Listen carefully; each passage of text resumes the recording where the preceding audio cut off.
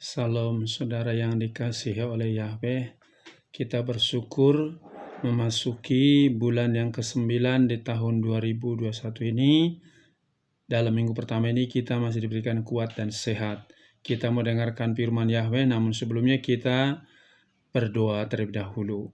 Bapa di surga yang kami sembah dalam nama Tuhan Yesus Hamasiah, kami bersyukur atas anugerah-Mu, pertolongan-Mu, penjagaan-Mu bagi kami. Kami ada sampai hari ini karena anugerah-Mu. Terima kasih Bapa untuk semua itu. Dan saat ini kami mau dengarkan firman-Mu. Roh Kudus urapi kami agar kami dikuatkan, diteguhkan oleh firman-Mu.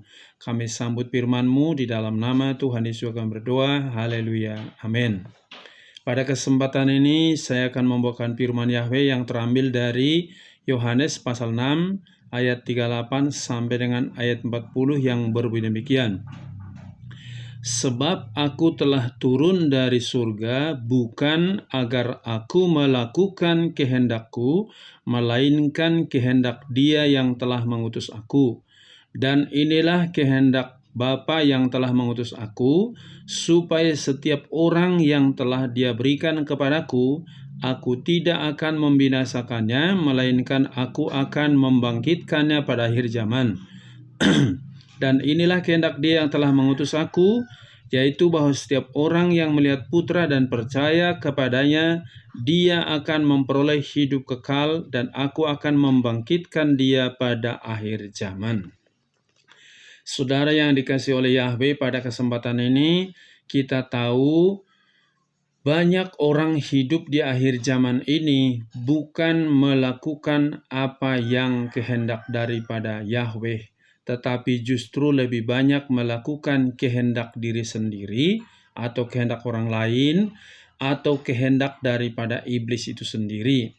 Ini memang benar-benar di akhir zaman ini bahwa banyak orang mengalami kesulitan sehingga sulit lagi untuk melakukan apa yang Yahweh inginkan. Maka pada kesempatan ini saya ingin supaya kita yang hidup di akhir zaman ini betul-betul mempersiapkan diri, karena akhir zaman ini akan segera berakhir dan hidup manusia akan segera berakhir di dunia. Akan ada satu tujuan yang kita tuju, apakah masuk surga atau masuk neraka. Kalau saudara ingin masuk dalam kerajaan surga, ikutilah kehendak daripada Yahweh itu. Tapi kalau engkau tidak ingin masuk surga atau masuk neraka, lawanlah kehendak daripada Yahweh itu. Pada kesempatan ini, saya berikan temanya, lakukan kehendak Yahweh dalam segala keadaan. Sekali lagi, lakukan kehendak Yahweh dalam segala keadaan. Kita harus sadar bahwa kehendak Yahweh itu yang perlu kita tahu dan kerjakan. Yang pertama-tama, kita mau belajar melangkah kemana yang Yahweh suruh. Sekali lagi, kita mau melangkah kemana yang Yahweh suruh. Itu dalam Kejadian pasal 12 ayat 1-5. Bagaimana Yahweh berkata kepada Abraham, tinggalkan negerimu, pergi ke negeri yang akan kutunjukkan kepadamu. Jadi dalam situasi zaman sekarang ini, banyak bisikan-bisikan iblis supaya engkau melangkah sesuai dengan kemauan iblis. Tetapi harusnya engkau melangkah kemana yang Yahweh suruh. Bukan yang iblis suruh, bukan yang orang lain suruh, tapi yang Yahweh suruh kepadamu.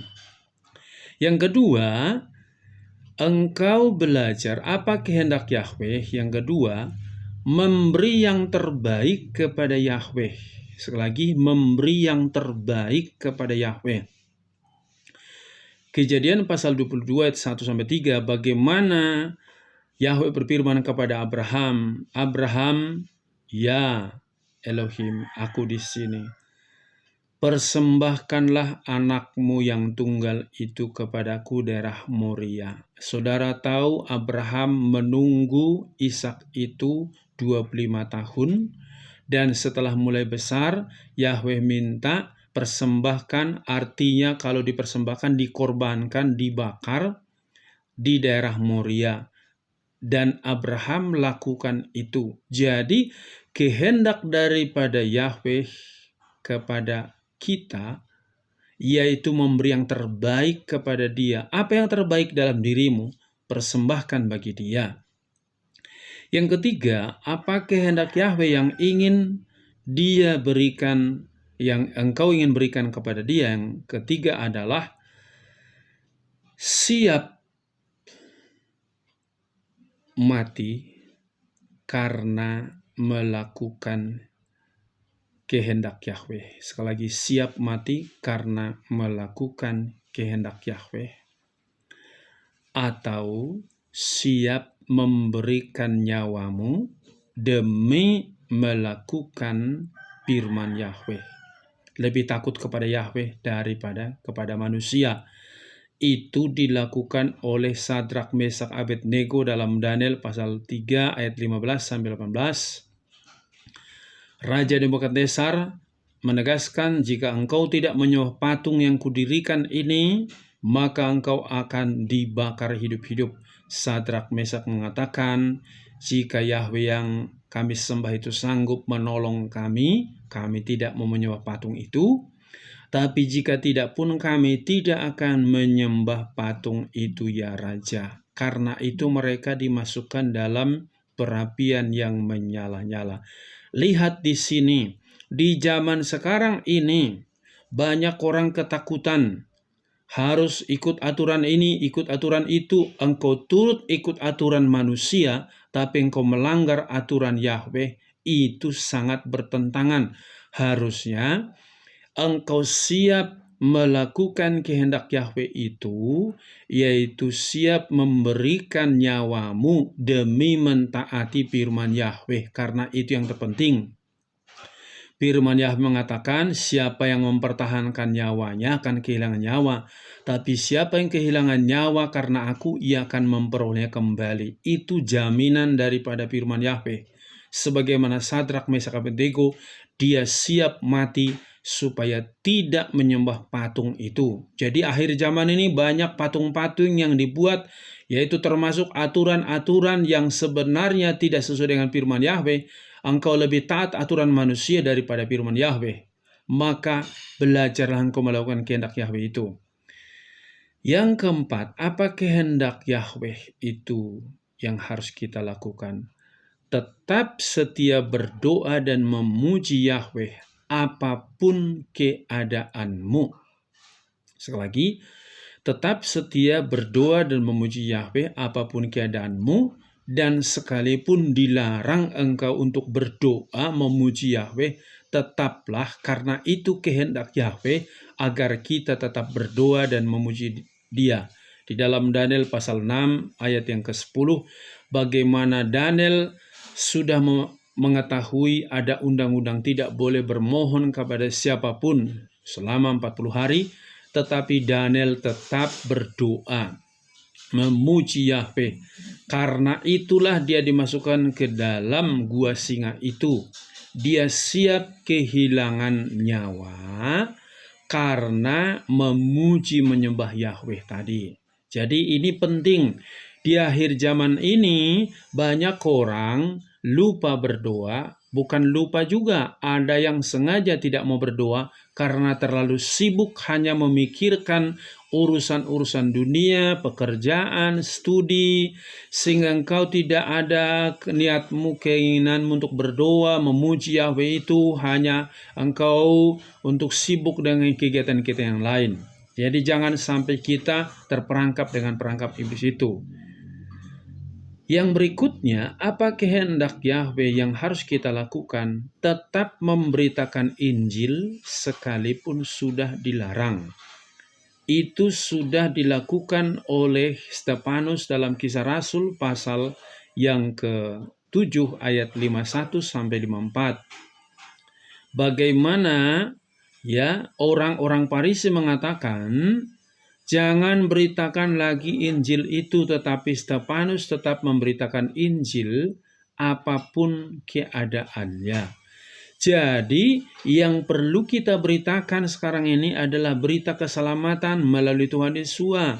Sekarang orang banyak memberitakan bukan berita Injil, tapi berita tentang virus, berita tentang penyakit, berita tentang kesulitan. Stop memberitakan itu. Yang perlu kau beritakan kehendak Yahweh yang dikatakan Tuhan Yesus sebelum dia naik ke surga. Pergilah, jadikan semua bangsa muridku, ajar dan baptis mereka. Jadi, apa kehendak Yahweh? Memberitakan Injil. Jadi jangan hanya memberitakan kekurangan orang lain, memberitakan kekuranganmu, memberitakan penyakit. Harus yang kau beritakan adalah Injil itu. Yang berikutnya, apa kehendak Yahweh yang harus kita kerjakan? Yaitu mengasihi Yahweh dengan segenap hati, jiwa, akal, budi, dan kekuatan kita, dan mengasihi sesama kita seperti mengasihi diri kita sendiri di dalam Matius pasal 22 ayat 36 sampai 40. Jadi kasih itu vertikal dan horizontal. Jangan sampai kita ini mengatakan aku di dalam Tuhan Yesus tapi membenci orang lain, pilih-pilih orang, itu tidak benar. Karena itu kasihnya tidak benar. Maka kita belajar mengasihi sesama kita seperti mengasihi diri kita sendiri. Mengasihi Yahweh juga dengan benar. Nah, yang selanjutnya, apa kehendak Yahweh yang harus kita kerjakan? Saudaraku, bahwa apa yang kita minta itu bukan kehendak kita yang jadi, kehendak Bapa yang jadi. Di dalam doa Bapa kami jelas sekali di dalam Matius pasal yang ke-6 ayat yang ke-9 sampai dengan yang ke-10, Bapa kami yang di surga, dikuduskanlah namamu. Jadilah kehendakmu di bumi seperti di surga. Ketika Tuhan Yesus berdoa juga di Taman Getsemani, dia berdoa 3 kali. Bapa, kalau boleh lalukanlah cawan sengsara ini. Tetapi bukan kehendakku yang jadi, tetapi kehendak Bapa yang jadi. Itu dalam Lukas pasal 22 ayat 40 sampai 42.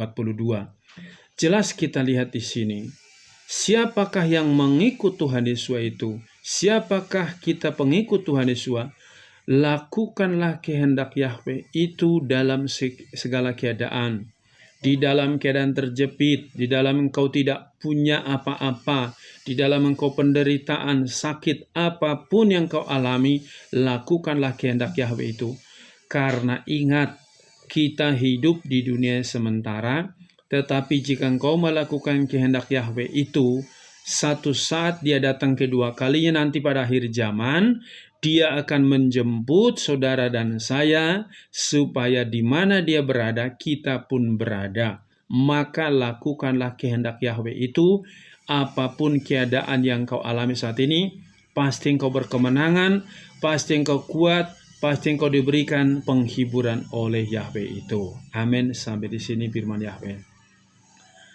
Bapa di surga, terima kasih atas firman-Mu yang sudah kami dengarkan. Kami bersyukur betapa luar biasa rancangan-Mu, indah bagi kami, tidak ada yang salah. Kalaupun kami diperhadapkan keadaan dunia sekarang ini semakin sulit, kami mau belajar tetap melakukan kehendak Yahweh di dalam segala keadaan yang kami alami. Kami mau tetap mengikuti kemana Engkau perintahkan kami, memberi yang terbaik kepadamu, dan juga siap kehilangan nyawa demi mentaati firman-Mu, dan kami tetap berdoa dan memuji Engkau apapun keadaan kami, dan Injil yang indah itu kami mau tetap beritakan kepada setiap orang, dan kami mau belajar mengasihi Engkau dengan segenap hati kami, dan mengasihi sesama kami. Terima kasih Bapa. Kami percaya waktu kami di dunia ini singkat, dan kami yakin yang singkat ini kami gunakan melakukan kehendak-Mu ya Bapa. Terima kasih biar firman ini tertanam dalam hati anak-anak-Mu, berakar, bertumbuh dan berbuah, dan juga Engkau tolong juga supaya anak-anak-Mu kuat menghadapi segala tantangan rintangan, dan juga mereka tetap berpengharapan dalam Engkau. Berkati bapak-bapak, ibu-ibu, pemuda, remaja, anak-anak. Berkati bangsa negara kami. Berkati pemerintah kami. Terpujilah namamu. Di dalam nama Tuhan Yesus kami berdoa. Haleluya. Amin. Shalom. Yahweh berkati.